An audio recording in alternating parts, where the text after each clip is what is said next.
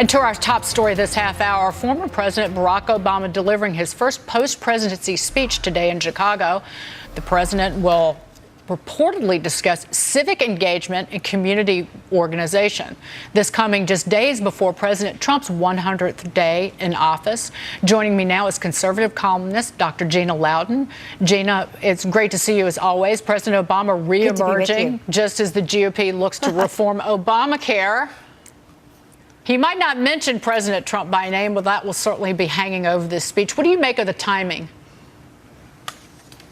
This is President Obama and his narcissistic leanings that we've seen since the moment he emerged on the public scene. You know, he's going to go and try and accomplish two things. One, he wants to paint President Trump as somehow unsuccessful in his first 100 days. But the reality is, when you hold up what President Trump has done in terms of job creation, in terms of market, in terms of, and all Obama had accomplished at this point is what? A massively expensive stimulus. So there's no comparison. The other thing he's going to want to do is to try to continue to motivate that base to assure that they'll have some victories in 2018. But if they keep behaving badly, I doubt it.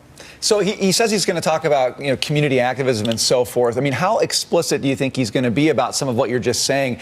That seems like a pretty, that message would be pretty out there. It seems as though he's sort of dipping a toe in the water here. Or do you think it's part of a bigger play? Is he going to be active and speaking now in the days, weeks, months ahead? Oh, I don't think he can stand being out of the limelight for one moment. I don't believe that. I think he will be out there as much as he can be out there. I think he'll be propping up those around him for powerful positions, because I also think he's very addicted to the power. But I think that he's missing the major component here. He wants to make it as if this resist movement is similar to the Tea Party. It isn't similar to the Tea Party that did usher in Donald Trump. And here's why. The Tea Party was trying to fix its own party. These resist people, who knows what they're protesting, but if anything, they're just as partisan as anyone ever, only they want to kill free speech. And so there's no comparison between the Tea Party and the resist movement, even though he might try to make those parallels. Gina, I know it's important for President Obama to raise money for his foundation that he's setting up, but I think about President Bush, the 43rd president, who stayed off of the national stage, who never weighed in on President Obama's presidency the entire time he was in office. Why can't he take a page from President Bush?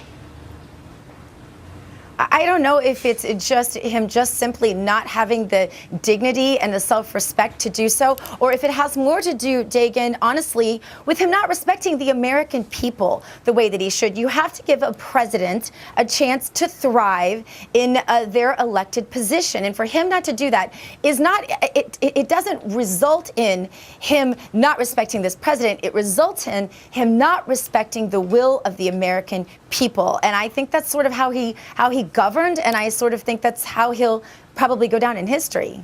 Yeah, Gina, this is Taya, and I sort of look back at Obama's presidency and I think of the things that he has said, and he traditionally has always said that they need to educate the people, they need to tell the people. That's kind of his narrative, right, is that they need to get out, and right now he's saying he needs to organize the public about his ideas. What I find interesting about that is we're a democracy, and it's supposed to be that they are representatives of what the people want. It's supposed to be the people sending the message up, and it seems like he historically goes out and says, no, no, no, no, I have the answers. I need to push the message down so that you understand why my message is right. I mean, do you feel that that's kind of more of the same for him, that he just doesn't want to give up because they haven't convinced the people enough that their plan is correct?